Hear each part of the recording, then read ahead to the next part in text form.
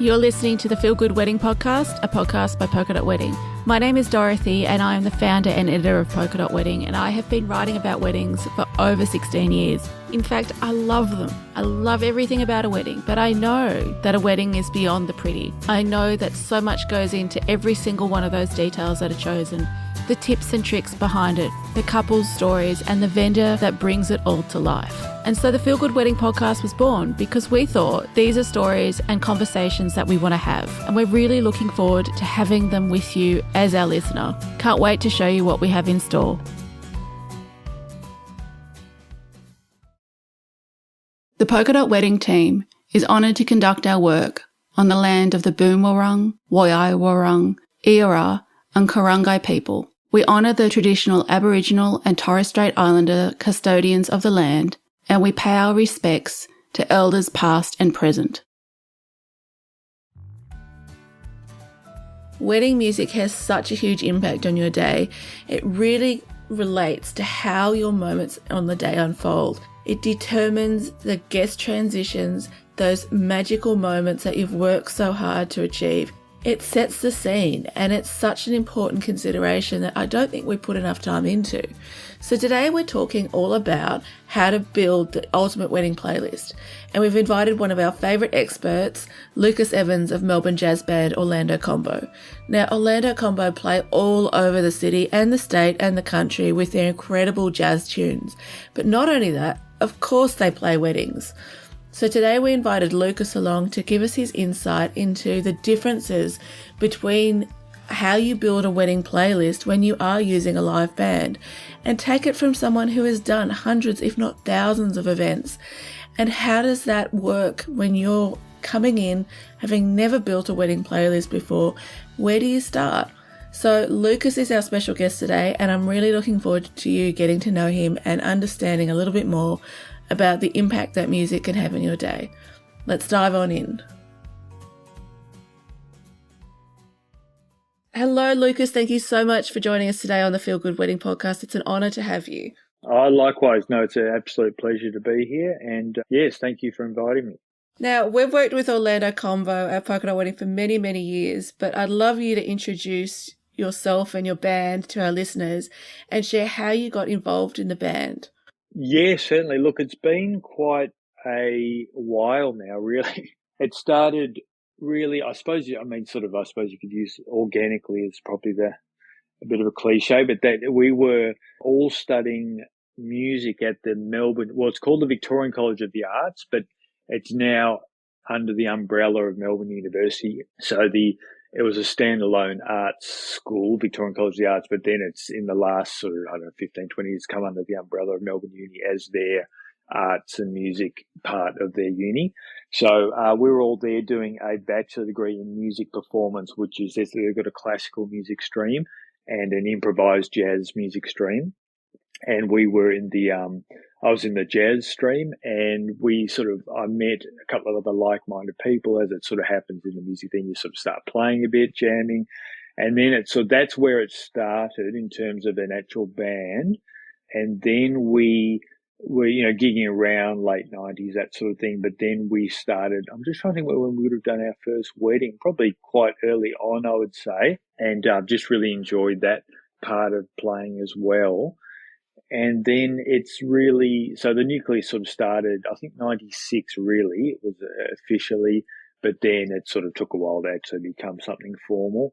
But so it was myself, Lucas Evans, and I played the drums, and Adam Orlando plays the guitar, because he had the cooler name. We went with, couldn't come up with a name, so we went with Orlando Combo. Originally it was Orlando Trio, because it was just three of us.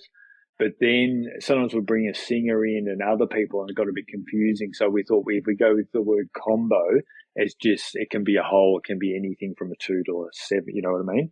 So yeah, that sort of was started. So you're still the original band yes, then? Well, look, it's quite unusual really in the music thing. So it was myself and Adam, and our main singer joined us. Actually, we were all studying together at that time, but he wasn't really gigging with us much at that early stage. He was sometimes, but he sort of officially came in more probably early 2000s. But really, that's the main bass players we've had we still play with the original bass player, Sue, but he's not as full time as the other member. But yeah, so it's quite unusual. It's a very stable lineup, so which has been really good. So Yeah.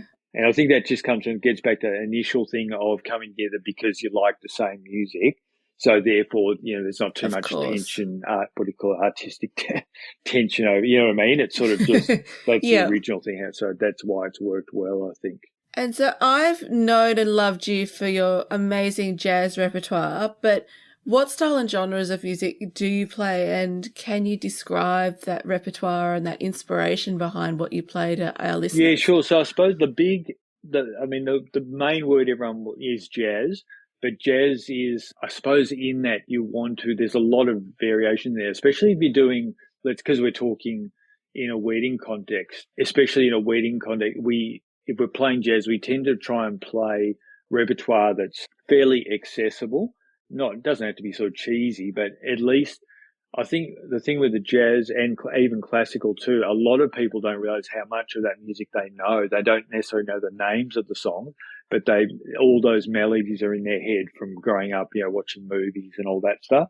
So we tend to try and play repertoire that's very mainstream. So we do, probably the main term people will know is the Great American Songbook, is all those old show tunes and standards that people like, let's say, like Frank Sinatra, that's, all those old shows, Ella Fitzgerald, that sort of material there. And then a lot of people have since done, you would have seen all the pop artists have done remakes of those. Like you get people like Rod Stewart, Michael Bublé, they all take that repertoire because it's so well known, then do their versions of it.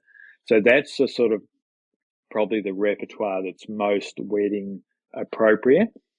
And then within that, so that's the Great American Songbook and the swing material. So the big man material from, like Count Basie and, that sort of the swing era is, a lot of people know those. And that works well in weddings because it's very uplifting, happy. That was pop music at the time. So that really is dance music really at that time. So that's really good for the wedding situation. And then you've got a style called lounge jazz, which probably people might know, just think of sort of like Diana Krall, that sort of cool, smooth lounge jazz type of repertoire, which also works well weddings, probably more early on in the evening or the day.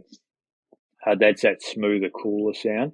And then you've got the more sort of proper, authentic jazz area, which is people like Miles Davis, which is more instrumental, which is still, people relate to it, but it's a little bit, because often it doesn't have singing, so it's more instrumental. So that's sort of the Blue Note record label era, so on. That's that cool, that sort of style of music, sort of 50s, 60s jazz. Yeah, so that's probably the main areas within jazz. But I'd say in a wedding context, it's mainly that Great American Songbook, the standards, and then the swing repertoire probably are the main ones. And then you can some people even put under the jazz umbrella like the soul, a lot of the soul and Motown repertoire, because that comes out of jazz. And that also works really well in a wedding situation because they're all the tunes like Ray Charles, Sam Cooke. That soul Motown era is also very popular. So that you can all sort of put that under the big jazz umbrella, really. But then the jazz, there's a lot of jazz that, is the more obscure abstract jazz, which is fantastic, but it's not very accessible to a lot of people because it's they might not quite, it's quite complex or a bit hard on the ear, possibly to some people. Probably not wedding friendly. Sorry, probably not wedding. Yeah, so, No. yeah. But You never know, though. People are picking unusual songs nowadays. So we go with anything, but that's just yeah. So today's topic is all about building your ultimate playlist. So let's start with the ceremonies. So ceremonies songs are really that introduction to the wedding day. So what should we consider when we're choosing a song for the processional and the reception?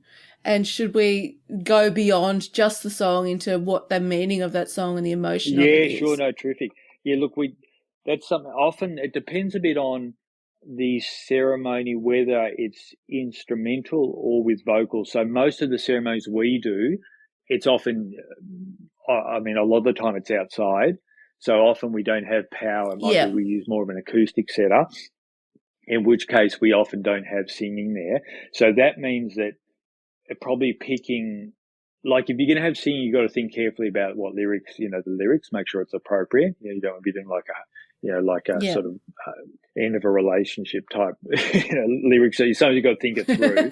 But sort of, we picked, Yes. something like, something's kind of like, I've got you under my skin, fly me to the moon. Let me think, the way you look tonight. Yeah, Good old exactly. classics. It had to be you. Those sort of melodies that everyone associates with, a romantic sort of situation. So if it's just Yeah. instrumental, no singing, then the melody, as long as it's sort of for the recessional, I was getting confused. It's probably something often a bit more slower, maybe even a slow bossa nova, something a bit Yeah. gentle, that sort of thing. And then, of course, and often for the signing, something, if there's a signing, then it often there's a gap there. And then at the end for the recessional, I always get them confused, sorry. So that's Yeah, processionals down the aisle, recessionals back up the aisle. They're very confusing. So for the recessional, something, upbeat, festive, that sort of thing, celebratory at the end. So in terms of tunes, just some of those tunes I mentioned are really good.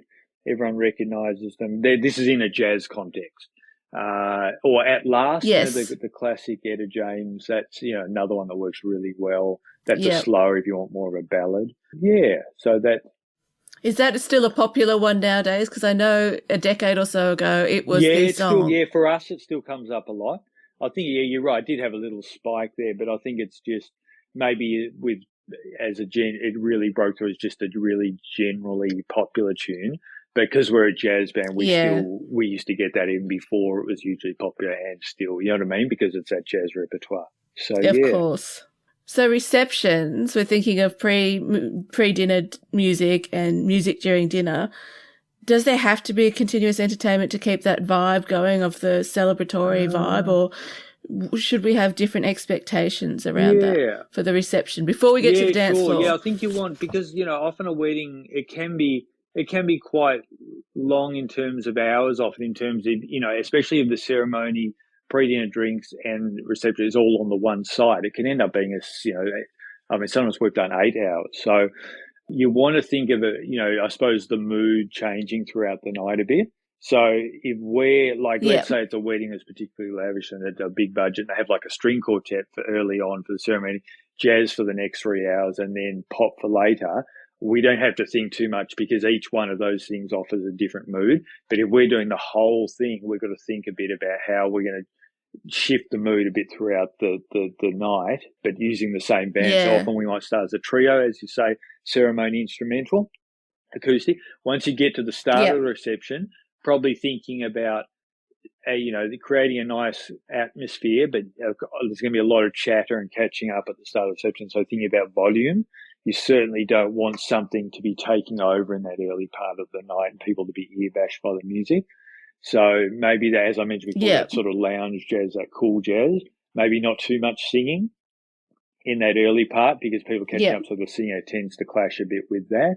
And then also you've got another gear to go to later, once you step in more vocal tunes. So I think the main thing is the volume, I think, not so much the song choice doesn't matter as much, but it's just a volume thing. You just don't want a band, especially a lot of these venues now are aesthetically amazing, but they're all glass, hard floors, very few soft surfaces. So they look amazing when they're empty, but in terms of just the sound, sometimes even just without music in these places, just the talking is almost like people sometimes need to, just the volume being produced by people chatting.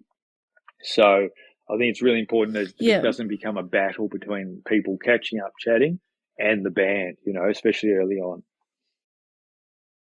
Is that the benefit of having a live band, in that you can adjust on the fly with songs and volume, I suppose? Yeah, we can, definitely just pick it as fits the mood. I suppose the one thing people like about not having a band is that you've got a volume switch.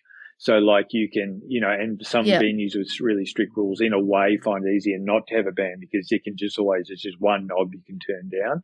So I think it's really important that whoever band you're booking, because really good musicians can play whisper quiet and, we can do a gig in a boardroom with 10 people having a luncheon and they can still chat, but have the skill to be able to play super quiet, but still with an intensity, but it's really quiet. And be aware of what's happening around you as you play. That's Oh, totally. multitasking. Yeah. Keeping a bit of an eye on, people are sort of straining a bit to talk, then you've got to be aware. You're not there. It's a wedding situation, like the band's important, but it's not about the band so it's really about Yeah. just being really aware of who's around you. If people are straining or looking like they're being a bit ear-bashing, and you just got to back it right off. Yeah, yeah. So the playlist, where do we start? Is the first step for the couple to decide the genre or the style of music that they want to include? Where do we start if we're wanting music for our day and we're choosing and planning our ultimate wedding playlist? Yeah, look, I think depends a bit on who you're booking. Like if it's a DJ, I suppose they have an access to thousands of tunes. For us, people, when they come to us, they're already interested in what we do because it's very niche anyway. So it's like we know if they want us, it's because they want jazz. So it's sort of some people, we have a set list. So some people either I send them a list and they'll pick out a whole lot of tunes. Very rarely that happens actually. Normally they just say, look, this is the mood we want. And then we pick tunes actually as we're playing that are going to fit what's happening. But if some people want to be really specific, they actually make us a playlist. Or the other thing too is also to put down a few artists that you don't like and a few that you don't, songs that you don't want. And that really helps narrow down. And we go, oh, you're into this thing, this is the vibe you're going for. So that's a good way. And so, because some people are busy planning things, they don't want to have to make a very specific set list for the band. So if they've got a good band, they might just say, look, we trust, what you're doing. This is the vibe we're going for. You pick the songs as you're going to match what's happening in the room at the time. But if you can pick, include like these 5 really important songs, that sort of thing, so it depends a bit on, how specific they want to be. But sometimes if you're comfortable with the band, sort of, if you can sort of, it's some, just trust that they can play to the mood that's happening in real time in the room. You know what I mean? Yeah, so another vote for picking vendors that you gel with, that you trust, and trusting what they do. Yeah, 100%. And that can be difficult, can't it? Because you sort of, you don't work with people. It's a one-off thing. But if you take time, do a bit of research, and have a chat to them. Just talking to people, you get the vibe pretty quickly if they're sort of going to be a good fit or not. Exactly. And I think something that comes up at weddings a lot is trying to strike that right mix so that every demographic hears a song that they love and it lifts the vibe, and everyone knows, everyone is catered for, which I know is a little bit easier for jazz. But how do you achieve that balance in your playlist curation when you're trying to please people that are sort of 70 or 80 and also, 20-year-olds and maybe even kids? Yeah, totally. And that's the really unique thing and great thing about weddings is that specific thing, which you very rarely get in any other situation. But it's also, as you say, it is the challenge of, of course, it's about the couple. They're the priority in your play, but also you want to be, and they want to make everyone happy too as well. So you're right. It's about picking music that will, it has a huge appeal really, and playing it in a way, I think too, that's engaging and sort of fun and festive. And then we find that there's people that you don't necessarily are not even into jazz, but really get into it on the day because of, if you play it in a certain way, people will relate to it, even if they're into, or maybe thought they didn't really like jazz. But if you do it in a sort of party sort of way or a festive way, people will, really sort of relate to it. So it's an interesting one, isn't it? Because I can't think of any other. That's why weddings are so good, because of that range of people. Yes. But it's also a challenge, isn't it? Is that why it's so important to choose a band that has that experience so they can read the room and they can go, okay, look, we've got someone who's 80 over there and they're sort of sitting and looking bored. What can we bring in that makes everyone happy? Yeah, it's I suppose it's if you experience is so important, but it doesn't mean, I suppose everyone's inexperienced at some point too. So it's a tricky one, but I think if you if you can see something, evidence that whoever you're booking, whether it's music or whatever, the other suppliers, evidence that they can have done it before and can do it, I suppose, whether it's videos or their portfolio, then yeah, that's, hopefully that is, it's not a risk really. You can see you can see the evidence that they've done it before, got a track record. So Yeah. Yeah. yeah, And the dance floor itself is a tricky one to curate because you can't just have upbeat songs all night long or everyone gets exhausted, which, you need some ebbs and flows in there. yeah, So exactly. You're right. Yeah. where do we start with choosing a dance floor playlist? Like, do we start with slower tunes and build up to livelier? Do we leave it to the band? Do we include songs of personal significance for the dance floor? Where do we start with that? Yeah, I suppose the best way, also depending on the type of crowd it is. So if they're a bit of a reserve crowd that need a bit of often the point where the couple do, if they're going to do a dance, that's often the cue that really gets things going. So I suppose often, even if couples aren't really into the idea of a formal first dance, sometimes, I try and say, look, encourage, maybe that can be whether it's important to you or not, but it can be a really good icebreaker to then, because everyone will want to then join the dance floor because to support so I think that if there's a formal tune that gets everyone up, that could be the first dance, that's really good. And then so once you've got everyone up and dancing, it's important to try and keep at least for about 4 or 5 tunes, because sometimes the dancing, it can be only one burst that everyone gets up, and then some people don't necessarily want to dance all night. So, you've got that. Sometimes you've only got a 15 to 20-minute window that everyone's up on the dance floor to just keep them up there for a bit. And then that might be it for them for the night. And then there's other crowds that will just keep raging all night. And now I suppose you've got to think about, as you say, ebbs and flows. So often if you do a dance set, often if there's, depending on the lay, there's a dessert often that's served, often there's another that sort of lulls a bit there, and people will go, have tea and coffee or dessert, and then it will, after that, it will usually, depending on the crowd, it'll either stay chilled after that, or it will sort of start, going up again. And then so if you have another thing after that, like it could be some other dance, or not so often now, but it can be like a father-daughter dance. Occasionally people do that. That can be another way of getting everyone up. And then that kicks off a whole nother set of dancing. So again, it gets back to that sort of reading the crowd a bit, doesn't it? Sort of. Yeah. So is it about those moments, or is it about the songs that you choose that will get the dance floor, if it's died off a bit, get the dance floor reignited? Yeah, sometimes it's a bit, you got to it's a bit experimenting too to see what's going to work with a different crowd. So Yeah, you think, I we'll suppose you try don't know walking in. Yeah, like will we go up a notch, or will we bring it back down a bit and do a sort of a more of a ballad, or or a swing thing. So, and then once you find that niche, so sometimes we find, there might be people who are really into swing. A lot of young people now sort of into like swing dancing, sort of Yeah. that thing. And then suddenly we find we've got all these young people really raging to this style that we thought might have been a bit daggy 10 years ago, you know what I mean? Yeah. Yeah. And then that sort of works better than almost the pop, the pop thing for us anyway, because we use double bass and all that. So it's a bit different. But, so I suppose stylistically we look the part of that because of the instrumentation, though. People go, there's a jet, let's dance to this. Because there was, there's even often the pop culture, like there's that film Babylon's out at the moment. So that's sort Yeah. of like, that is that really hot swing music sort of. So that sort of has reignited that a bit with the younger crowd. Yeah. So it depends on, so it's just finding it. Is it going to be like rock and roll stuff? Is it going to be soul stuff? Is it going to be the swing stuff? And see what works for different people. But I think it's a bit different for us than a pop band, because it's, we don't do the modern pop really. We hardly do it at all. So it sort of means that, you know what I mean? It's a bit different for us.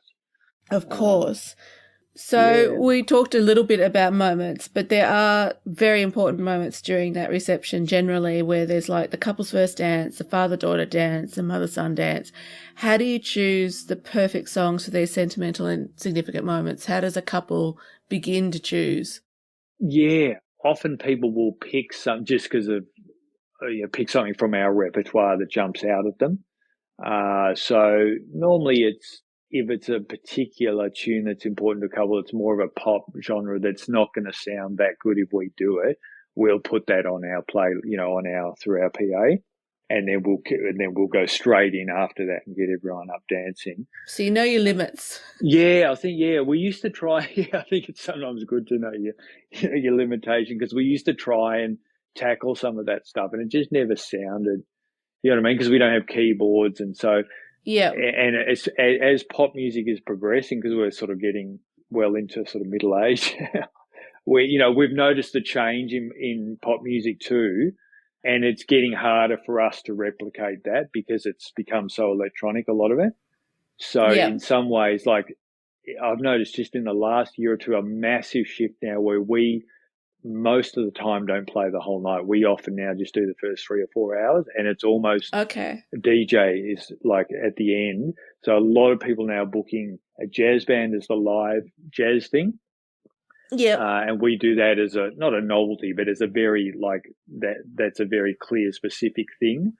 And then which can be really a really good idea if you've got the budget for it, because then it covers both authentically, you know what I mean? And then we handball the DJ, and then everyone can see there's a DJ there, so they can enjoy the jazz band knowing that they can really go, really rage on to the DJ later. And that's something I don't think people have considered, that you can actually have the best of both worlds. You can have an amazing live band and switch to a DJ when you want a bit more dance floor classic stuff. Totally, and look, it's we find it now quite a relief when that happens. We're happy to play and party all night as long as people are into that. We don't want a situation where people are sort of feeling like we're not doing, you know what I mean? So as long as everyone's clear that the couple booked the jazz band to play all night, but it can be a bit uncomfortable if people think they're going to hear the modern pop. We don't do it, so it can be really good if someone's got a big budget. Sometimes we do a jazz band, and then I'll have a full-on proper pop band after us, which is great too.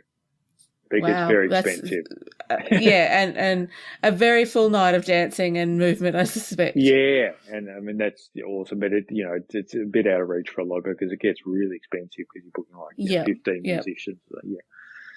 So how do you handle song transitions between different parts of the wedding? So you've got your ceremony, which often leads straight into a cocktail hour, depending on if you're at the one venue, dinner and dancing, etc. Because you've got to somehow maintain that smooth and seamless experience so that it's not jarring for guests.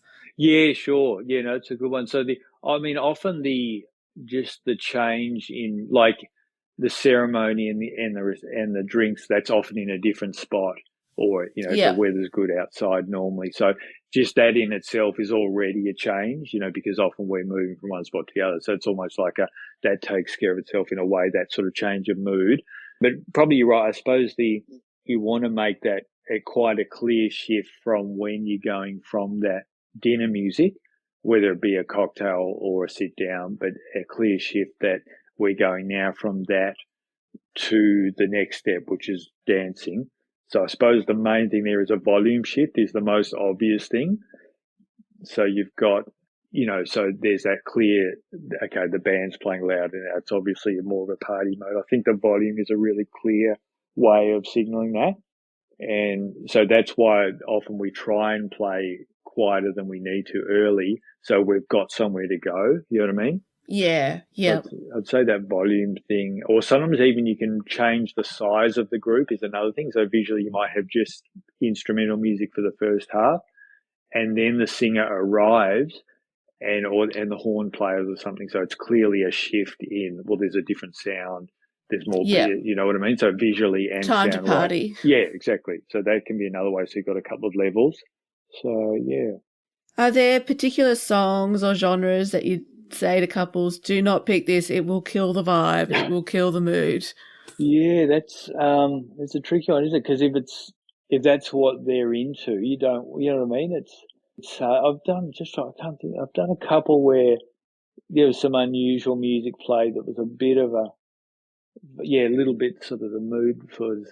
It sort of seemed like it didn't really match a wedding, I can't remember what tunes. But and I think you're right, though. It's important to keep your own personal style, but also perhaps recognise where your guests are at and sort of meet the two together without completely going off the rails. Exactly, yeah, and just sort of having some awareness that the occasion, and sort of the effort everyone's going to, and that sort of thing. So in some ways, you don't sort of music to bring the vibe down. You know what I mean? Yeah.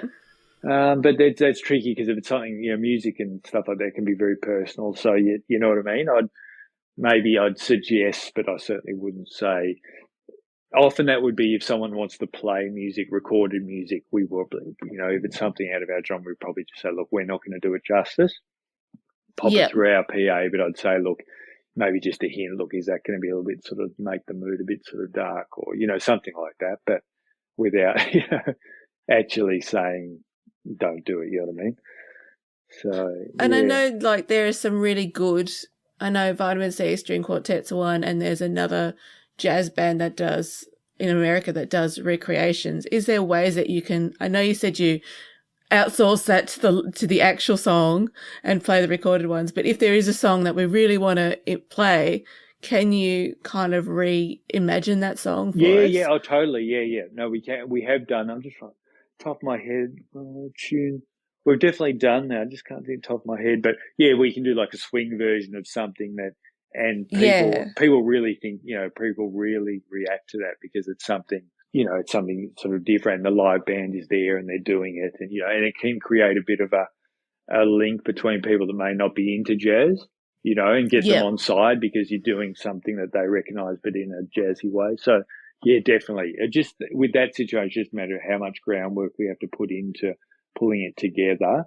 And we try not to, if it's stuff in our genre, we don't charge people to do it. But if it's something that's going to take a bit of work, then normally we have to say there's some prep work there, and so just work that out with the couple. But I think it's a nice way to, isn't it, to incorporate those, to say you love heavy metal, but, heavy metal's not particularly appropriate all the time to walk down the aisle to, but you could reimagine something in a really beautiful way that becomes more wedding appropriate while not losing that essence of that original song. Yeah, totally. No, absolutely. Yeah, that's and that can really,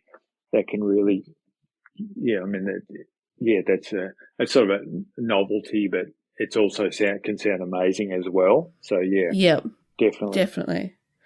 What in yours or the band's minds should the ultimate playlist look like? What tunes do you always include? What tunes do you always make sure that are part of a wedding playlist, and how modern do you go? We probably tunes. I'd say almost all when we end up doing tunes like Fly Me to the Moon, I'd say some of those jazz standards like The Way You Look Tonight, Night and Day, All of Me, some of those really well-known tunes, probably I'd say with not necessarily, but we just end up doing them in some shape or form. For the dancing, I mean, often tunes like Sway, we often do. And then in terms of the modern material, I mean, we do tunes like Happy. There's a few modern ones, Uptown Funk, that we do, but we normally only do them if people ask us to. You know what I mean? Yes. Because mean, we do sort of tend to stick more in that. If we're doing party music, more into the real swing material, or even into some rock and roll material like Chuck Berry, and a lot of that music is people really, when they're partying, really relate to that stuff. So the sort of proper rock and roll material, blues, rock and roll rhythm and blues, the old school rhythm and blues stuff. Yeah. So yeah, definitely. Yeah. So is playing music at weddings for a live band, obviously we know this, but it's a question anyway, so much more than just picking up your instrument and playing. Like, I feel like this goes to every wedding professional. It's so much more than the work that you see on the day. Yeah. So what other things do you do to prepare for a day as a live band, and what other things do you have to consider during that gig? Yeah, it's interesting, isn't it? Because we've done it so much now that You're on autopilot. Yeah, but you forget, how actually, how much goes into it. Actually, sometimes I forget, like, I just think, God, those first, the first weddings we used to do where we just had no idea, in terms of like the music, the playing was fine, but just what, as you say, there's so much more to that, knowing what to do and when to do it, and, interacting in the right way with people, setting up, looking the part, all that other stuff that you just, when you're starting it, you don't think about. But I think that's a massive difference between people who are just going to say, oh, let's rock up and do this wedding, or people that actually know how to really make the day just totally, really just seamless and, you know what I mean, without any sort of hiccups Yeah. for anyone. It's sort of, sometimes you forget, and then I see other people that doing their job, other suppliers, and you can just see how switched on some people are, Yeah. and you realize, they're just so, you can see why, I don't know, they could charge 5 times as much as someone and it'd still be worth it, because they're just so knowledgeable, they're so switched on, so adaptable. You know what I mean? So I think it's that just thing of doing it over and over and over again, and enjoying it and wanting to do a good job is the other thing. Not being Yeah. sort of, a bit grumpy or a bit over it, or you know what I mean. It just doesn't. It's just you're Exactly. in the wrong thing. If that starts creeping in, you best not being involved, I think. You can't get away with a bad day at work if you're a wedding vendor, really, No, can you? yeah, 100%. Yeah, it's spot on. It's just, and it's, yeah, I just think it's you're best not to do it rather than, if there's sort of, I mean, everyone has bad days, but you've just got to sort of push on, and just make sure that it is a real one-off event for someone, Yep. so you've Yep. just got to really, sometimes remind yourself that you just got to go fully, 100, what's 110% or above and Yeah, beyond, exactly. really sort of to make sure it's really good. So, and that's word of mouth too. And then it pays off for yourself, even if, you'll enjoy it more if you do it, but also the benefit is too, is that, that gets around too. If you do a really great job, word of mouth is really, Of course. Yeah. So as a band, you're doing initial consults, you're practicing, you're working on your skills all the time, I presume. What else are you doing beyond the actual day that goes into making an amazing wedding band and what we're actually paying for when we book, apart from the endless hours you spend at the wedding? Yeah. Yeah, it's probably that thing sometimes you forget. I suppose it's not, often looking, if you're a photographer or something, the amount of work they have to do after and so on. Like once the wedding is finished for us, that's done. You know what I mean? Yes. So, Yeah. but I think with a musician, the thing that you're getting is, sort of thinking, if you're going to be like a concert violinist or pianist or a top level, you start that at age 5. It's not like you start that when you're 18, or if you're going to be a surgeon or something, you start going to uni or VC, you start getting high marks. But to play an instrument really well, you have to start something. So that's sort of what you're putting into every wedding without even realizing, you know what I mean? Yeah. So I Yeah. suppose it's just all that years of experience, all that practice is actually going into the couple's wedding, I suppose, really. And then of course on the day you want to also have the right attitude and the professionalism, but it's also I suppose the skill to execute on the instrument, Yeah. which is going into the wedding, I suppose. So it's all those years, I suppose, isn't it? Of give on the day. And from what you said as well, not just playing, but reading the crowd, understanding what to play next, being able to pull that song out of, none of us would be able to do that, pull a song out of nowhere because that's going to get the crowd going, adjusting the sound, all that knowledge that you must have goes into it. Yeah, you're right. That's only comes from years and years sort of thing, you know what I mean? So, yeah, so I think that's probably what is you're putting into it, is what people are. And I suppose people say that it's expensive wedding, but people have really put a lot into it, and the musicians will, as you say, really on the day, really, adjust their playing totally 100% just for you and your event, to make sure it's, yeah. Yeah. So, yeah. What are your top tips for ensuring that the wedding playlist sets the right tone and leaves a lasting impression on both the couple and their guests? I suppose there's the key moments are those, like if there's a ceremony, those key moments that everyone's attention is drawn to what's happening. I suppose they're the key moments, really. So at the ceremony, if you're playing music there, and then of course if there's like a first dance later or something, or when the couple enter the room, or that sort of those moments, I suppose they're the moments that are going to be memorable. But then, and all the background music and so on is probably, people won't remember as much, but I think they'll remember if it was bad, you know what I mean? So I suppose I think it's just how, for us, it's not so much the tunes we play, I'd say, but with jazz, I'd say particularly, it's not so much the tunes we play, it's how we play it. So, if it's played in the right way, people will, engage with it and react to it and have an amazing night, that sort of thing. Probably, I don't know if I've really covered that one very well, but. No, I think that from what I've learnt from you, it has come down to not just what you play as your band, but the skill that you have in reading everything so that you can adjust and use that skill to make sure the event's really amazing. Yeah, it's just very much, I suppose that's what jazz is too. It's like improvising and taking that approach to just always just making what you're doing totally relevant to the situation. Probably the best, you know what I mean? Yeah. But yeah, and that's the difference between if you have a live band, you can adjust, I suppose, on the spot. So yeah. So we'll end off with something light and fun for you. What is your ultimate favourite song to play at a wedding? What is your best ever, much loved? On the spot, cheapers. Let me think. One tune. I mean, look, I'd probably say the one we open the dance floor with Sway. So that's probably one. Yeah. But I just find it's a really good crossover tune from jazz to dancing. So because it's got the horn lines and so on. So I'd probably just say that's a great one to just have to sort of kick off into the dancing. It's a good transition from jazz into more the dancing. So I'd say that's a really good go-to tune. So maybe it's a good upbeat classic Sway too. It's just got the best of everything. Yeah, and people everyone from all ages ever will dance to it. So I'd say without notice, I'll go with that one at the moment. Well, that's a good favourite, so I approve of that one. I think it's a good one. Yeah. Well, thank you so much for joining us today and letting us into the behind the scenes of Orlando Combo and all your wonderful knowledge. It's been such a great chat with you.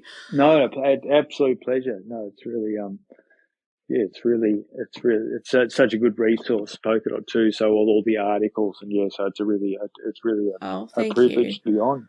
It's a privilege to have you. Thank you so much. Pleasure. The biggest thank you to Lucas for joining us in today's episode. If you would like to find out more about Lucas's work with the amazing Orlando Combo, head on over to weddingpodcast.com.au or polkadotwedding.com/podcast. We have everything over there, including all the links to Orlando Combo and, of course, a full written transcript of today's episode. Now, we'll be back in your earbuds very, very soon, but in the meantime, drop us an email, send us a message, whatever you'd like to do, because we would love to hear your thoughts and feedback on the podcast. We do this for you and we would love to know what you think. So send us a message and we'll be back very, very soon with another episode.